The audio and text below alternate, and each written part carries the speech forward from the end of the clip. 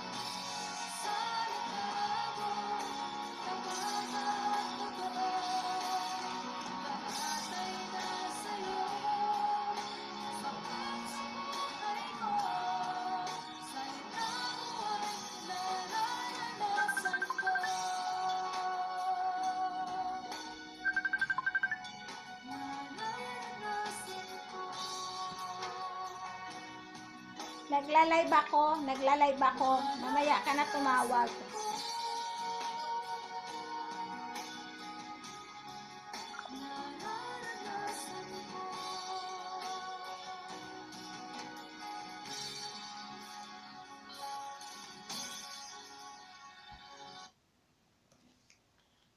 Mapagpalang gabi po muli sa ating lahat. Ito na naman po tayo, muli na naman po tayong nagkita-kita upang patuloy na pag-usapan at pag-aralan po ang salita ng Diyos. Mapagpalang gabi po sa lahat ng mga nanonood. Kung maaari lamang po sana ay paki-comment ang inyong pangalan upang aking makita at nang maisama ko po kayo sa ating panalangin mamaya pagkatapos po nito.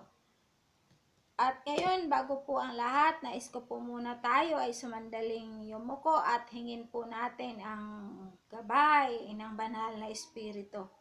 Aming Ama, maraming salamat po sa kapangyarihan mo, sa pagkilos mo.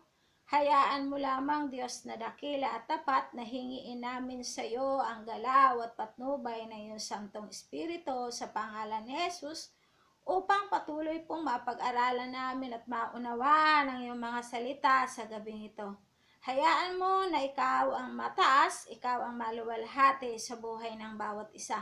Magbukas po kayo ng puso at isipan na makikinig ng iyong mga salita sa mga oras na ito. Sinasamba ka namin, pinasasalamatan sa pangalan ni Jesus. Ito po ang aming samot dalangin. Amen, amen, and amen. Ayan, good morning po, Sister Surina Alenea. Good morning. At magandang gabi, mapagpalang gabi sa'yo, Sister Baby Lita Portuguese. Kamusta ka na, sis?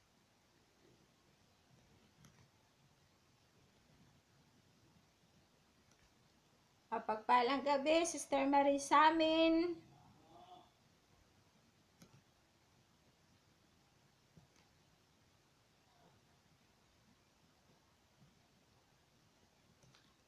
Marisamin.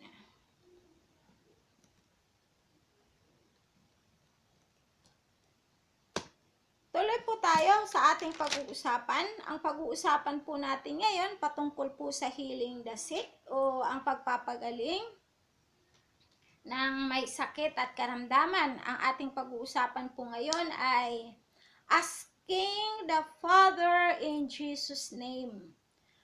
Paghingi sa Ama sa pangalan ng Panginoong Jesus. So, yun po ang ating tatalakayin. At ang sabi po sa John chapter 14, verse 13, whatever you ask in my name, this I will do, that the Father may be glorified in the Son. Sa Tagalog po, at anumang hilingin ninyo sa Ama sa aking pangalan ay gagawin ko upang maparangalan ng Ama sa pamamagitan ng anak. So, yun po yung ating pag-uusapan. Yun po ang ating tatalakayin. Paano nga ba humingi? Tayo pong mga magulang ay meron po tayong mga anak, ano po, syempre, kaya nga po tayong magulang, ano po. So, kapag tayo po ay hinihingian ng ating mga anak, kahit wala ho tayo, so tayo po ay gumagawa ng paraan para maisupply lamang po o maibigay ang pangangailangan ng mga anak natin. Sapagkat hindi ho natin sila matiis. Ganun po natin kamahal ang ating mga anak. So, how much more po ang Diyos na nasa langit? So, ganun po tayo kamahal, mas higit pa. Kung tayong mga magulang dito sa lupa ay nagmamahal sa ating mga anak, mas lalo't higit na nagmamahal po ang Diyos sa atin, sapagkat ang kaisa-isa niyang bugtong na anak na si Kristo Jesus ay inalay ang kanyang buhay para sa atin. Kaya tayo bilang mga anak na sa Espiritu, tayo ay mga inampun po ng Diyos sa pamamagitan ng ating Panginoong Hesukristo, ay mas higit po tayong minamahal. natin ay kakaiba ang pagmamahal po ng Diyos sa buhay ng bawat isa sa atin. Kaya, di ba sabi ng Biblia, kung kayong mga magulang na masasama ay naibibigay ninyo ang maayos at mabuti sa inyong mga anak, lalo't higit ang Diyos Ama sa langit. So, gaano nga ba kamakapangyarihan ang pangalang ito na Jesus, di ba? Dito sa atin sa sanlibutan, meron naman pong mga makapangyarihang pangalan. Lalo pat kapag kilala sa lipunan. Sabihin na lamang po natin sa atin sa isang lugar, sa isang barangay. Kapag ka po tayo ay may kapit o kapag ka tayo ay kilala sa barangay, kapag meron po tayong hinihingi, medyo meron po tayong prioritize, ano po, at pina-priority po kasi ikaw ay kakilala, ikaw ay kaibigan. Kapag ka ikaw ay nagre-request, ang bilis po ng action, ano po. Kahit naman po sa ang lugar ganun po talaga. Mas mabilis na naa-actionan kapag ka binabanggit mo ang isang pangalan. Kung ang pangalang ito ay kilala at nire-respeto, so pag ito ay binanggit mo at narinig nila nung hinihingian mo ng tulong, matik po yun, agad-agad na nandoon. Subalit itong ating pinag-uusapan at itong ating pag-uusapan sa ngayon ay mas higit na kilala at mas higit na makapangyarihan sa lahat. Ayon sa banal na kasulatan, ay meron tayong karapatang humingi sa Ama sa pangalan ng Panginoong Jesus. Kaya, maaari nating hilingin ang kagalingan sa ating mga sakit at karamdaman. So, tandaan po natin na ang pangalan ni Jesus ay makapangyarihan. Kapag ka ang isang Kristyano ay nananalangin sa Diyos, humihingi sa Ama, ibinibigay po ito sa pamamagitan ng pangalan ng Panginoong Hesukristo, sapagkat siya lamang ang pangalang ito ay makapangyarihan sa lahat. Subalit magkakaroon lamang ng katugunan ang lahat ng ito, magkakaroon lamang ng saysay ang pangalan ni Jesus sa mga taong humihingi kung ang humihingi ay merong puso na punong-puno ng pagtitiwala at pagpapakumbaba sa Kanya. At kung ang humihingi ay tumanggap sa Kanya bilang Panginoon at sariling tagapagligtas ng kanyang buhay. Dalawang bagay lamang po ang nais kong iwan sa inyo bago ko po kayo ipanalangin, lalo na po doon sa may mga sakit at karamdaman. Ang una, ang sabi pong ganon, ang sabi po na, the power of Jesus' name, ang kapangyarihan po ng pangalan na Jesus. Ang kapangyarihan ng pangalan ni Jesus, tingnan po natin, ano po, kung gaano nga ba kamakapangyarihan ito. Sa Philippians chapter 2, verse 9 hanggang 11. Ang sabi po rito, therefore, God has highly exalted Him. Ulitin ko po. Therefore, God has highly exalted Him and bestowed on Him the name that is above every name.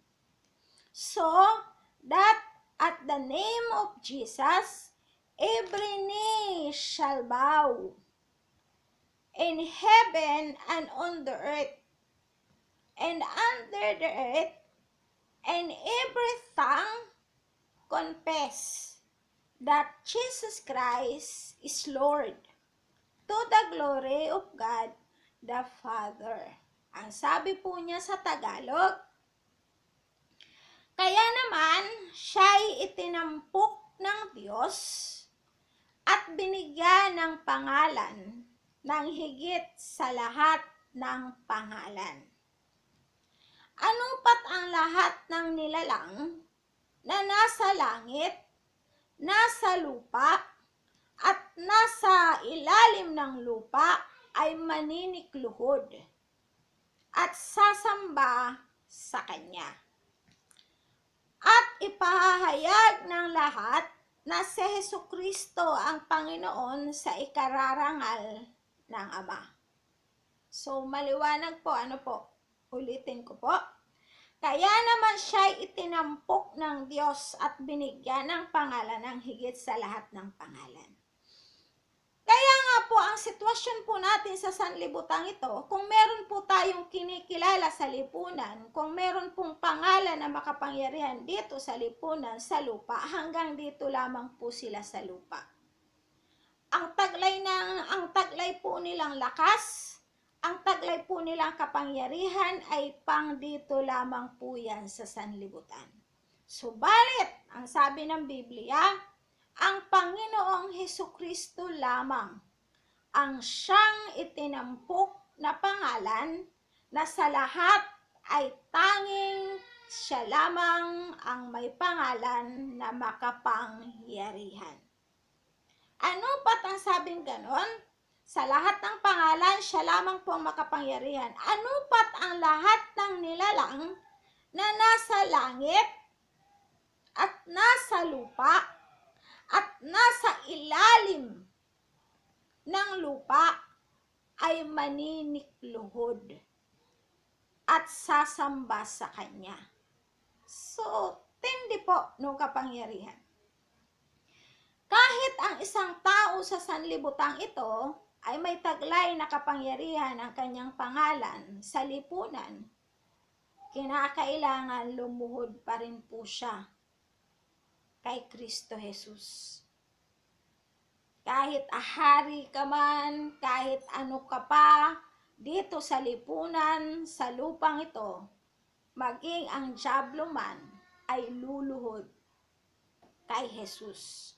At wala pong magagawa ang kaaway sa buhay ng isang tao sa pangalan ni Jesus, sapagkat siya na ang itinampok ng Diyos na makapangyarihan sa lahat.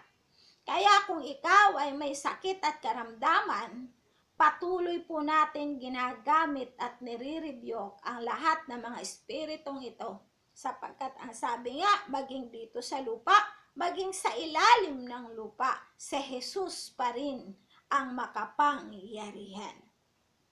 At sabing ganon, at ipahahayag ng lahat na si Hesukristo ang Panginoon sa ikararangal ng Diyos Ama. So lahat ng labi, di ba? Lahat ng labi ay magsasabi na si Jesus ay Diyos. Lahat ng tuhod ay luluhod. Lahat po tayo ay luluhod sa Kanya sapagkat siya ang Diyos na makapangyarihan sa lahat at wala nang hihigit pa sa kapangyarihan ng Kanyang pangalan. Pangalawang bagay, ang pangalan ni Jesus ay hindi nawawalan at hindi mawawala ng kapangyarihan kahit kailan. So, gumuho man ang mundo, mawala man ang sanlibutan, subalit mananatili po ang kapangyarihan ng pangalan ni Hesukristo. Kaya wala po tayong ibang dapat na gawin, wala po tayong ibang dapat na pakisamahan ng mas higit. Wala po tayong ibang dapat na paglingkuran, wala po tayong ibang dapat na sundin, wala pong ibang dapat na sasambahin, kundi si Hesukristo lamang na namatay sa krus ng Kalbaryo, nag-alay ng kanyang buhay para sa iyo at para sa akin, sapagkat tanging ang pangalan ni Hesukristo lamang ang siyang makapangyarihan sa lahat. Wala na pong iba pa. Ang sabi po sa Acts chapter 4 verse 12, and there is salvation in no one else, for there is no other name under heaven given among men by which must be saved.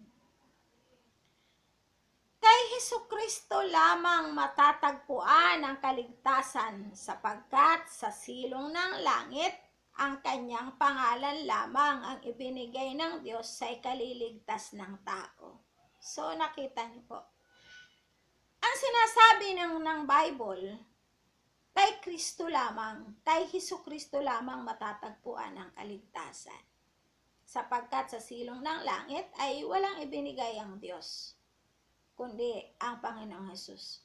Pag sinabi po natin kaligtasan, so wala pong binabanggit na sikta, po. Wala pong binabanggit na relihiyon para ikaw ay maligtas. Isa lamang ang binabanggit po rito, ang pangalan na Jesus. Yun po ang sinasabi sa Acts chapter 4 verse 12. Kay Hesukristo lamang matatagpuan ang kaligtasan, sapagkat sa silong ng langit ang kanyang pangalan lamang ang ibinigay ng Diyos sa ikaliligtas ng tao. Nakuha po natin. Maliwanag po ang sinasabi. Wala po tayong ibang dapat tawagan, wala po tayong ibang dapat sambahin, wala po tayong ibang dapat na paniwalaan, kundi ang pangalan lamang ni Hesukristo. Yun ang magbibigay ng kaligtasan sa buhay ng bawat isa sa atin. At sa pangalan ni Jesus, ay magbibigay po ito ng kagalingan sa lahat ng may mga sakit at karamdaman. At sa pangalan din ni Jesus, ay magbibigay po ito ng kalakasan sa lahat ng mga nanghihina. At sa pangalan po ni Jesus, magbibigay ito ng tagumpay sa sino mang dumaranas ng kabiguan. Tandaan po nating mabuti na sa pangalan lamang ni Jesus, magbibigay ito ng liwanag sa madilim na landas na iyong tinatahak.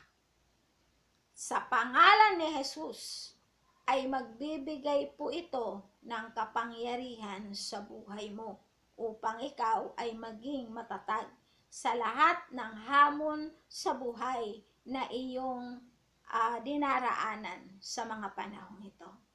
Sa pangalan din lamang ni Jesus, magkakaroon ng proteksyon ang buhay ng bawat isa sa atin. Kaya nga kapag ikaw ay isang tunay ng Kristyano at mananampalataya, hindi maaaring manalangin ka nang hindi mo gagamitin ang pangalan ni Jesus, sapagkat doon lamang makakamtan mo ang tunay na tagumpay at kapangyarihan sa buhay. Ang Panginoong Jesus lamang. Sa totoo lang, marami pong gumagamit ng pangalan ng Panginoong Jesus. Subalit tandaan po natin, ang kapangyarihan ng pangalan ni Jesus ay para lamang doon sa mga taong tunay na namumuhay ng naaayon sa kanyang kalooban. Ang kapangyarihan ng pangalan ni Jesus ay doon lamang sa totoong tunay na nagmamahal sa salita ng Diyos. Kaya bagaman maraming nagsasabi na sila ay Kristyano, subalit hindi naman makita sa kanilang pamumuhay, useless po ang lahat ng sinasabi nila. Sapagkat ang tunay na pinananahanan ng anak ng Diyos ay may bunga po ito. Nakikita po ang tagumpay, nakikita po ang kapangyarihan ni Kristo sa iyong buhay. Yun po ang tunay na pinananahanan ng anak ng Diyos na si Kristo Jesus. At bilang panghuli, bago po tayo manalangin, ang sabi sa Colossus chapter 3 verse 17, "And whatever you do in word or deed, do everything in the name of the Lord Jesus, giving thanks to God the Father through Him." Sa Tagalog, at anuman ang gagawin ninyo, maging sa salita o sa gawa, gawin ninyong lahat sa pangalan ng Panginoong Jesus, at sa pamamagitan niya ay magpasalamat kayo sa Diyos Ama. Ayan po, maliwanag. Sa lahat po ng ating gagawin, nagtatrabaho ka man, pasalamatan mo ang Diyos. Naglalakad ka, gawin mo ito sa pangalan ni Jesus. Sa trabaho mo, gawin mo ito dahil sa pagmamahal mo sa ating Panginoong Jesus, upang makita ang katapatan mo na tunay nga na ikaw ay isang tunay na Kristiyano. Lahat ng bagay na iyong ginagawa ayon sa kalooban ng Diyos, alalahanin mo lamang na ito ay para sa Diyos. Ikaw man ay tumutulong sa iyong kapwa at walang naisusukli sa iyo, tandaan mo lamang na yun ay ginagawa mo para sa ating Panginoong Jesus. Tandaan lamang po natin na ang sabi nga ni Jesus, kung meron mang magbigay ng isang basong tubig sa maliliit na ito, dahil sa ito ay alagad ko, siya na ang binibigyan nyo. Naaalala po ba natin ang isang kasabihan ng Panginoong Jesus noong mga time na paghuhukom na o hahatulan na po niya? Sa aklat po ng Matthew natin ito makikita. At ang mga alagad po ay nakaharap na niya. Ang sabi ng Panginoong Jesus, noong ako'y nauuhaw, hiniwalay po niya yung mga tao na po. At ang sabi, noong ako ay nauuhaw, ako ay binigyan nyo ng tubig at ako ay iyong pinainom. Noong ako ay hubad, ako ay iyong pinaramtan. At nung ako ay nakakulong, ako ay iyong dinalaw. Nung ako ay nagugutom, binigyan niyo ako ng makakain. Nagsalita po ang mga alagad, Panginoon, kailan kayo nakitang hubad at ikaw ay aming dinamitan? Kailan ka namin nakitang nakakulong at ikaw ay aking dinalaw? Aming dinalaw. Kailan ka nagutom at ikaw ay aking pinakain? Aming pinakain. Ang sabi ni Jesus, ang sagot po ni Jesus, ang ginawa ninyo sa maliliit na ito, dahil sa ito'y alagad ko, sa akin ninyo ginawa. Kaya kung kayo po ay magbibigay sa maliliit o sa mahihirap o sa mga lingkod ng Diyos, hindi ho kayo sa kanila nagbigay, kundi sa Diyos. Ang inyong ginagawang kabutihan ay nakatatak po yun sa kaharian ng Diyos. Ang inyong pagtulong sa mga mahihirap ay nakatatak po yun sa kaharian ng Diyos. Dahil sila, ang mga mahihirap, ay hindi kayo kayang suklian. Kaya ang magsusukli po noon ay ang Diyos. So kung ano po yung ginawa ninyong kabutihan, para sa Diyos yun. At hindi ho para sa tao. Kaya kung meron man kayong nagawang kabutihan sa isang tao at pagkatapos nito ay hindi kayo nasuklian din ng mabuti, magpasalamat po tayo sa Diyos. Tandaan natin at lagi nating sasabihin ang sinasabi po ng Colossus chapter 3 verse 17, na hindi mo ito ginawa sa tao, kundi ito ay ginawa mo sa Diyos. Kaya mas mabuti na ang mamuhay tayo nang bukas ang ating puso, bukas ang ating kamay sa ating kapwa, sapagkat ang lahat ng ito ay hindi natin ginagawa sa tao, kundi ginagawa natin sa Kanya. Ang sabing gano'n ng Biblia, anuman ang ginagawa natin dito sa lupa, gawin natin, ariin natin na ito ay para sa Diyos. Kung ikaw ay nagbabahagi ng tulong sa iyong kapwa, ito ay para sa Diyos. Lalo't higit kung ang binibigyan mo ng tulong ay ang lingkod ng Diyos. Ginagawa mo ito para sa Diyos at hindi para sa tao. Kaya nga ang pangalan ng Panginoong Hesus ay makapangyarihan sa lahat. Kaya kung ikaw ay nagugulumianan, tumawag ka lang sa pangalan ni Hesus at ikaw ay bibigyan ng kaliwanagan ng iyong isipan. Gaano man kabigat ang sakit at karamdaman na iyong nararanasan sa panahong ito, tawagin mo lang ang Panginoong Hesus. Tanggapin mo lang sa puso mo ang Panginoong Hesukristo bilang Panginoon, tagapagligtas at manggagamot ng iyong buhay. Paghagalingin ka niya sapagkat ang pangalan ng Panginoong Hesus ay makapangyarihan sa lahat. Tandaan po natin, ang sabi po ng Mark chapter 11 verse 24. Kaya't sinasabi ko sa inyo, anuman ang hingin ninyo sa panalangin, manalig kayong natanggap na ninyo iyon at matatanggap na ninyo. So kung nananalangin ka, humihingi ka ng tulong sa Diyos na ikaw ay pagalingin, tanggapin mo ang kagalingan mo at pasalamatan mo ang Diyos sapagkat ikaw ay gagaling na. Ikaw ay gumaling na. Marami na po tayong karanasan kung papaano nagkaroon ng instant healing po ang bawat may mga sakit at karamdaman na atin pong ipinapanalangin dito sa programa po natin ito. At marami na rin pong nasa gitna ng pagdurusa na ating ipinananalangin sa programa natin tuwing Miyerkules at tuwing Biyernes. Subalit naging matagumpay po ang kanilang mga buhay. Kaya nagpapasalamat po sila sa Diyos. Lahat po ng ito ay ginagawa natin para sa kapurihan at karangalan ni Hesukristo na ating pinaglilingkuran. Lahat po tayo ay manalangin.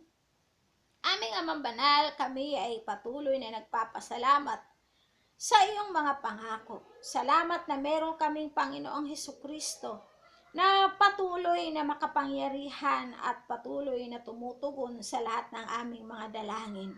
Salamat na sa pamamagitan ng pangalan ng Panginoong Hesus, ang Espiritu ng Diyos ay patuloy na kumikilos, gumagabay at pumapatnubay sa buhay ng bawat isa. Dinadalangin ko po sa iyo, aking Ama, sa oras na ito, si Inocencio Pio. Hayaan mo lamang na tuluyan mo na po siyang ibangon sa banig ng karamdaman.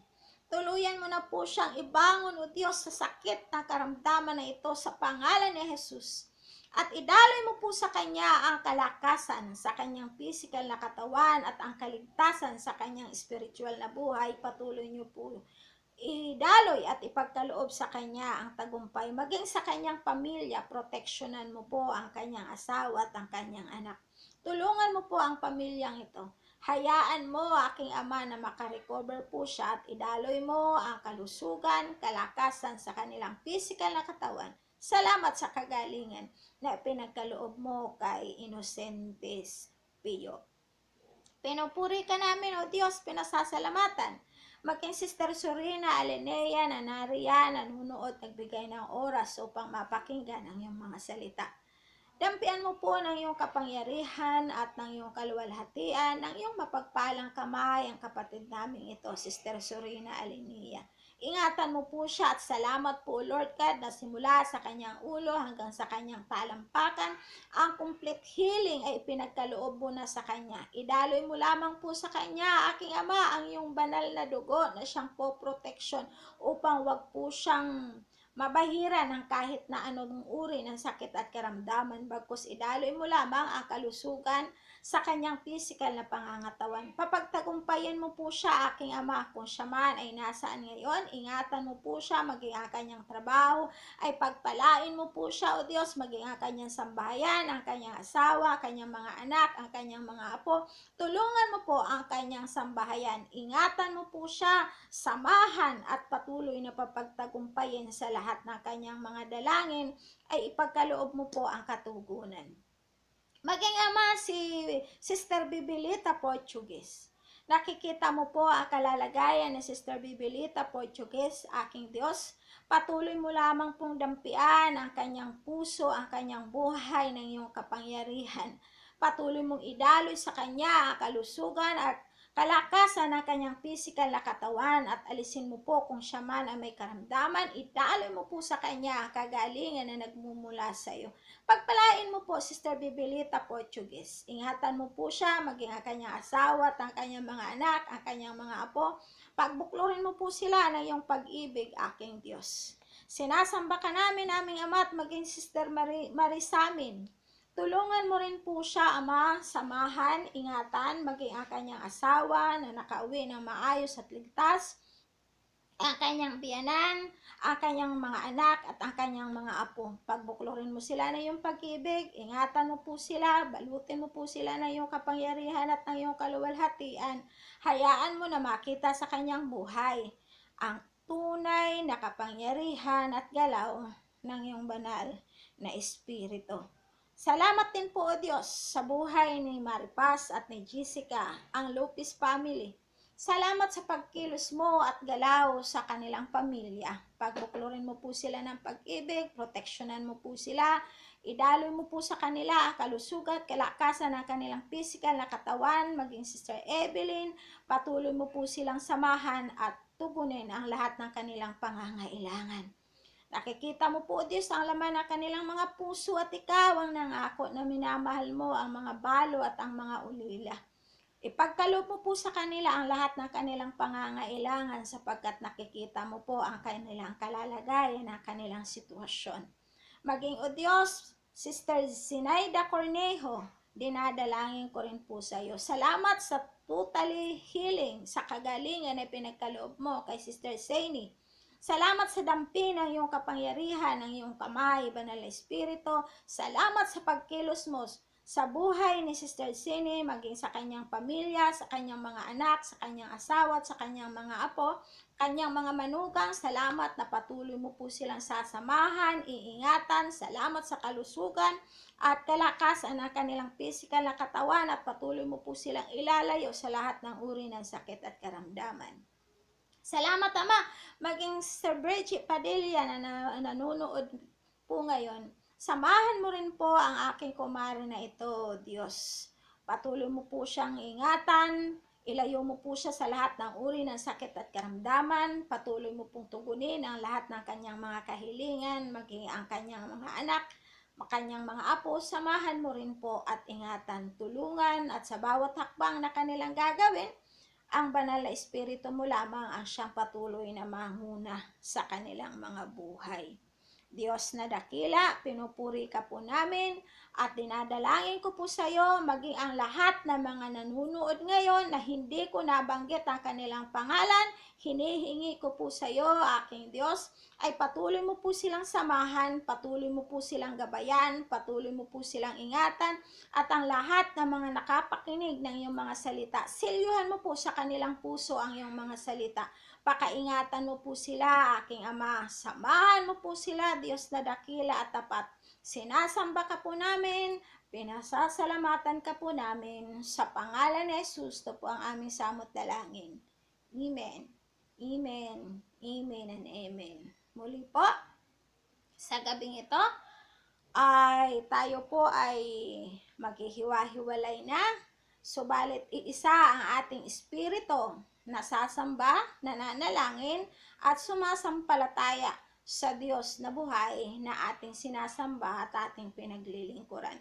Matutulog po tayo na may kapayapaan at katiwasayan ng ating puso at isipan, at gigising po tayo sa kinabukasan na taglay po natin ang tagumpay mula sa Diyos na buhay.